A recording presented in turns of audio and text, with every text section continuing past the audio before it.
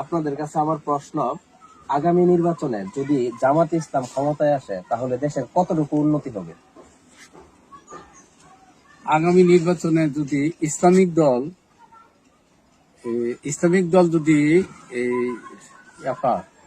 সরকার গঠন করে, তাহলে আমি মনে করি যে তারা আজ পর্যন্ত তাদেরকে কোনো সন্ত্রাসে পাওয়া যায় নাই, তাদেরকে কোনো রাহাজানি পাওয়া যায় নাই, দাঙ্গা হাঙ্গামার মাঝে পাওয়া যায় নাই। কাজে আজ পর্যন্ত তাদের কোনো খারাপ রেকর্ড নাই। আমি মনে করি তারা যদি ইসলামিক দলের ক্ষমতায় বসতে পারে, তাহলে ইনশাআল্লাহ আগামী যত দিন আসবে সব মুসলমানের সুমঙ্গল হবে এবং মুসলমানের কল্যাণ বয়ে আসবে। ইসলাম অর্থ শান্তি, শান্তি তো আর সবাই চা। ইসলামের আবিধানিক করতে হলো আত্মসমর্পণ করা বা শান্তি।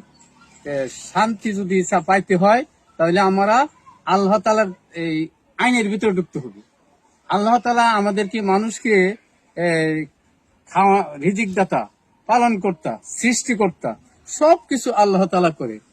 বিদায় আল্লাহ তাআলা মানুষকে দুনিয়া প্রেরণ করার পরে আল্লাহ তাআলার যে গাইড বই দিছে, এই গাইড বই ভুল করিয়া যদি মানুষের চলে, তাহলে আমি মনে করি শান্তির ভিতরে ঢুকবো মানুষ।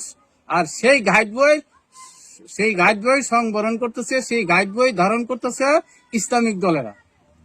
কাজে আমি মনে করি যে ইসলামিক দলের মধ্যে যদি মানুষের নির্বাচনে জয়যুক্ত করে, তাহলে আগামী ভবিষ্যৎ মানুষ কল্যাণ বয়ে আসবে, মানুষের কল্যাণ বয়ে আসবে।